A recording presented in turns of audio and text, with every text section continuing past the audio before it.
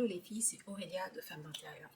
Bienvenue dans une nouvelle vidéo prophétique que j'appelle Wake Up Spirituel. Et si vous êtes habitués, vous devez le savoir, ce sont des messages qui, je l'espère, vous aideront à vous réveiller et à vous réajuster, saisir ce que le Seigneur veut que vous fassiez particulièrement ou que vous sachiez particulièrement en cette saison. Ces messages prophétiques ne sont pas pour tout le monde. Soumettez-les au Saint-Esprit. Normalement, vous allez ressentir que c'est pour vous, que ce soit quelque chose de nouveau ou quelque chose qui va sonner comme un rappel. Vous allez ressentir que c'est pour vous. Voilà. Abonne-toi si ce n'est pas fait pour ne louper aucune des paroles prophétiques ou des messages d'enseignement que je poste. Et like, partage, commente, sois à l'aise. Alors, le message du jour s'intitule « Attention, la nourriture spirituelle que tu manges te rend malade ». Alors, clairement, en regardant les news de France, parce que du coup, je n'habite plus en France, mais en regardant les news de France, en fait, j'ai vu qu'il y avait un nouveau scandale alimentaire. Il y avait, c'est vrai que depuis quelques années, il y avait quand même plusieurs scandales alimentaires.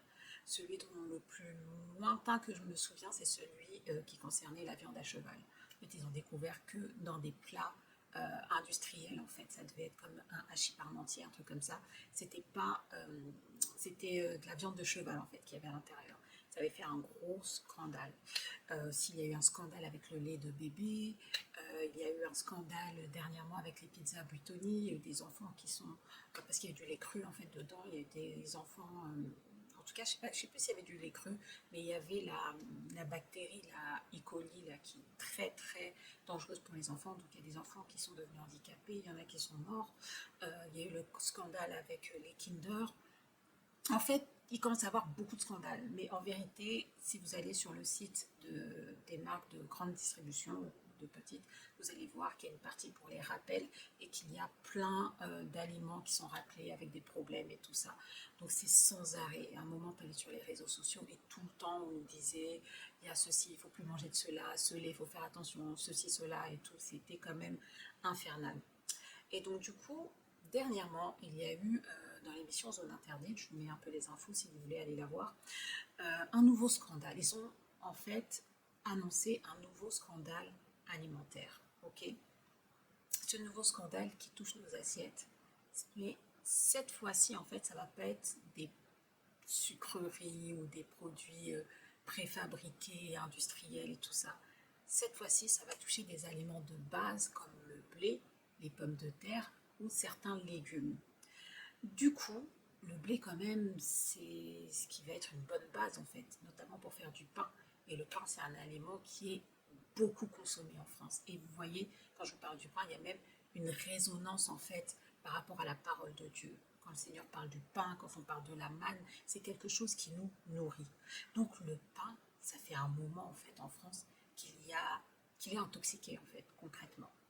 Donc on parle de produits qui sont quand même de confiance, qui sont censés être bons pour la santé. On dit manger 5 fruits et légumes, et tout ça, on sait que les légumes, normalement, voilà, il n'y a pas de souci à se faire.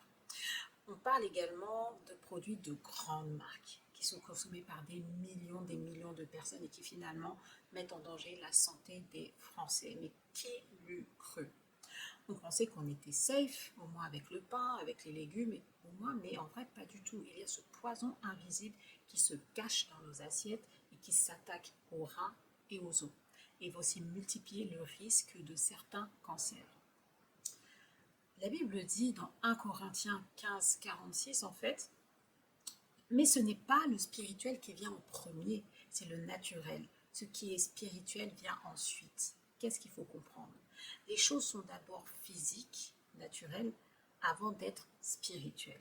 Ce qui veut dire que ce qui se passe dans le monde concernant les intoxications alimentaires se passera également dans le monde spirituel par la suite. Ce qui veut dire que malheureusement, ce scandale alimentaire touche également à la nourriture spirituelle que vous consommez.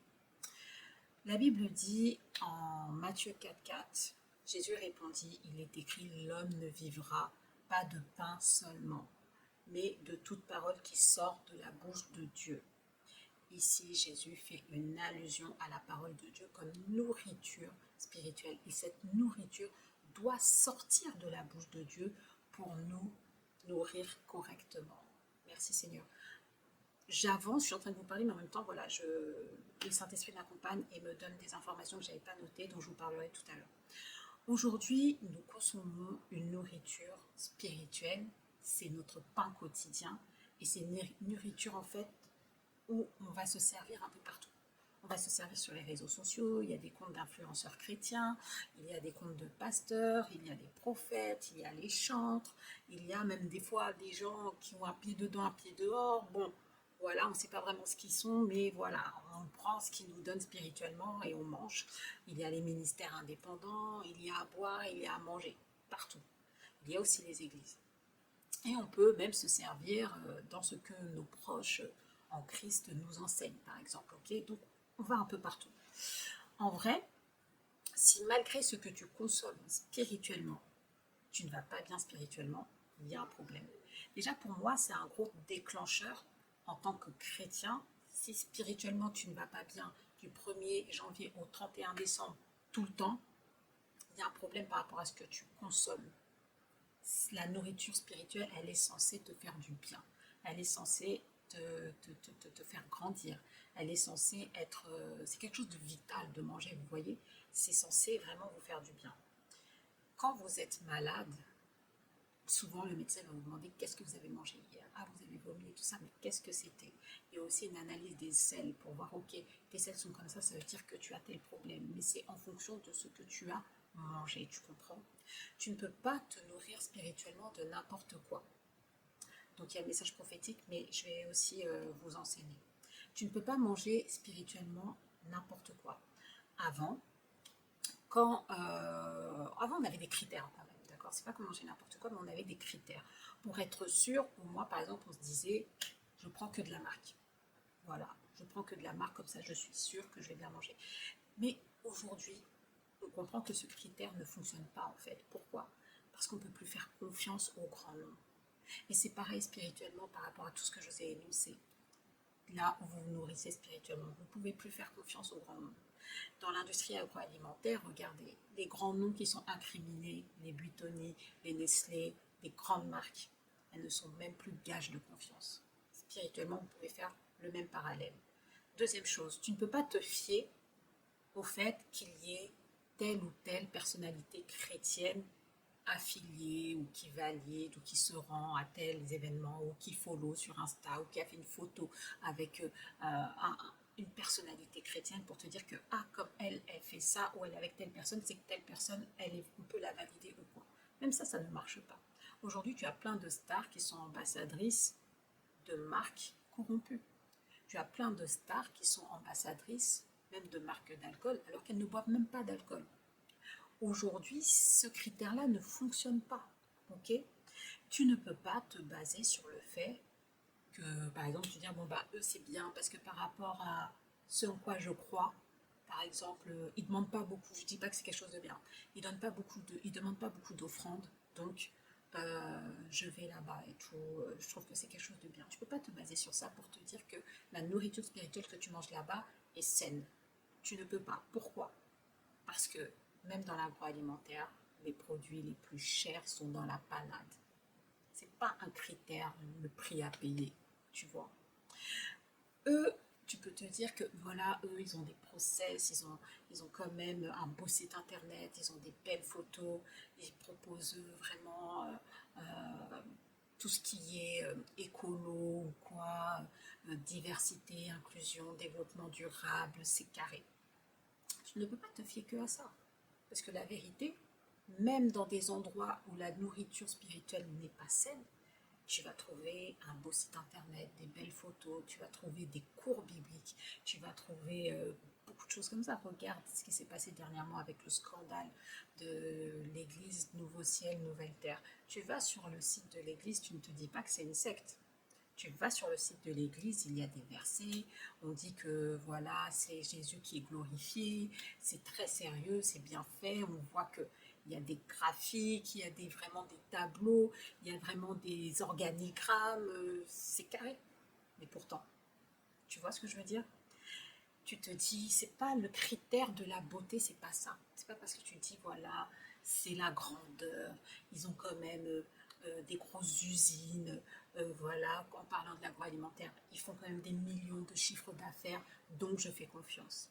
Attention, si tu pensais comme ça. Même dans la nourriture spirituelle que tu manges, ne te fie pas au fait qu'ils aient des beaux bâtiments, du marbre, que ce soit neuf, que fais attention à ce que ton œil regarde, fais attention. Regarde ce que la Bible dit par rapport à ce que tes yeux voient. D'accord? Ne te fie pas au nombre de témoignages et tout. Ne te fie pas à tout ça. Beaucoup, on les croyait irréprochables. Pour beaucoup, on les croyait irréprochables. On pensait, voilà, ils ont une charte d'hygiène, de sécurité, tout est bien respecté et tout. Et en vrai, qu'ils proposaient les meilleurs ingrédients du marché et tout ça. Et c'est pour ça qu'on allait là-bas. Mais en fait, c'est faux. C'était qu'une façade. Finalement, on constate avec désarroi que ces grandes marques, en fait, sont tout aussi touchées par le scandale et ne font rien pour arranger les choses. Il y a des lanceurs d'alerte qui ont prévenu, il y a eu des plaintes, on a mis en avant des cas sérieux qui sont vraiment avérés, il y a eu des rapports, des experts, mais rien n'est fait pour arranger les choses. En d'autres termes, ils savent ce qu'ils font, ils savent qu'ils ne sont pas dans les règles, ils n'en ont rien à faire. Et là où la nourriture spirituelle n'est pas saine, c'est la même chose, ils savent ce qu'ils font. La Bible dit dans Ésaïe 3:1, le Seigneur de l'univers, le Maître, va retirer de Jérusalem et du royaume de Juda toutes les réserves de nourriture et d'eau. Il va leur enlever tout leur appui. Ça veut dire beaucoup dans la Bible quand il n'y a plus de nourriture. Cette nourriture que tu étais en train de manger, elle te fait du mal. Des fois, ta vie, elle tombe en lambeaux. Tu te demandes où est le problème. Mais ma question est, de quoi te nourris-tu spirituellement? Elle te rend malade, cette nourriture. Ça veut dire quoi? Ça veut dire que l'ennemi s'est infiltré et qu'il a mis sa patte un peu partout. Il mêle un peu de mensonges, il saupoudre 1% de mensonges, 99% de vérité, et petit à petit, l'oiseau fait son nid. D'accord? La saine doctrine, c'est ça qui te nourrit correctement. C'est la saine doctrine. Un passage dans Tite 1,7 qui est très profond. Alors, la Bible dit, car il faut que l'évêque, donc l'homme de Dieu, soit irréprochable, comme économe de Dieu, qu'il ne soit ni arrogant, ni colère, ni adonné au vin, ni violent, ni porté à un gain déshonnête, mais qu'il soit hospitalier, ami des gens de bien, modéré, juste, saint, tempérant, attaché à la vraie parole telle qu'elle a été enseignée, afin d'être capable d'exhorter selon la saine doctrine et de réfuter les contradicteurs. Déjà là, vous avez la liste de ce à quoi un homme de Dieu qui, du coup, nourrit spirituellement, en fait, à quoi il doit ressembler. D'accord? Déjà, regarde où tu te nourris spirituellement. Si ça ressemble plus au premier cas, arrogant, colère, adonné au vin, violent, porté à un gain déshonnête, ou bien si c'est quelqu'un d'hospitalier, ce qui ressort le plus, hospitalier, ami des gens de bien, modéré, juste, saint, tempérant. On continue. Il y a en effet, surtout parmi les circoncis, beaucoup de gens rebelles, de vains discoureurs et de séducteurs. Ça, c'est ce que il a remarqué. En fait, c'est Paul qui écrit à Tite. C'est une lettre qu'il écrit à Tite. Et il dit ce qu'il voit. Il dit, en fait, moi j'ai quand même vu qu'il y avait des gens rebelles, dans les gens, là on se nourrit spirituellement, de vains discoureurs, qui parlent beaucoup mais pour rien dire en fait, des séducteurs, dans la séduction, auxquels il faut fermer la bouche. C'est écrit, auxquels il faut fermer la bouche. Parce que quand il parle, toi tu te nourris de ce dont il parle, mais ça te rend malade. Du coup, auquel il faut fermer la bouche, il bouleverse des familles entières. Là, c'est les dommages. Il bouleverse des familles entières, enseignant pour un gain honteux ce qu'on ne doit pas enseigner. L'un d'entre eux, leur propre prophète, vous voyez ou pas, leur propre prophète a dit, crétois, toujours menteur, méchante bête, ventre paresseux. Ce témoignage est vrai. C'est pourquoi reprends-les sévèrement afin qu'ils aient une foi saine et qu'ils ne s'attachent pas à des fables judaïques et à des commandements d'hommes qui se détournent de la vérité. Des commandements d'hommes, ça aussi c'est fort. Tout est pur pour ceux qui sont purs, mais rien n'est pur pour ceux qui sont souillés et incrédules. Leur intelligence et leur conscience sont souillées. Ils font profession de connaître Dieu, mais ils renient par leurs œuvres, étant abominables, rebelles et incapables d'aucune bonne œuvre. Waouh! Quoi faire? Quoi faire, Aurélia? La parole de Dieu dit, je vous disais tout à l'heure dans Matthieu 4,4, que l'homme ne se nourrira, ne vivra pas de pain seulement, mais de toute parole qui sort de la bouche de Dieu. On sait que la parole qui sort de la bouche de Dieu, c'est un. Quand Dieu te parle, fie-toi à ça. Ça veut dire que tu dois intensifier ta communion avec lui. 2. La parole de Dieu, la Bible. Franchement, il n'y a pas mieux. La Bible.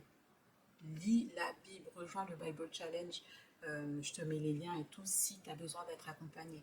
Mais en tout cas, même si tu ne veux pas être accompagné, mais il faut commencer quelque part. La Bible. Et 3. Si il y a quand même des hommes de Dieu, des endroits, des lieux où vous allez pouvoir trouver la saine doctrine qui est enseignée, dont vous pourrez vous nourrir. D'accord? De dire qu'il y a des scandales dans l'industrie alimentaire, il y a quand même des choses qu'on peut manger et qui nous font quand même du bien. Vous voyez? Donc, ces gens-là, quand ils sont identifiés, vous devez absolument rester en contact. Il y a des signes dans la Bible qui montrent à quoi ils doivent ressembler, à quoi ils ne doivent pas ressembler, et à vous de faire le tri. D'accord? Ma prière est que nous soyons là où Dieu nous attend.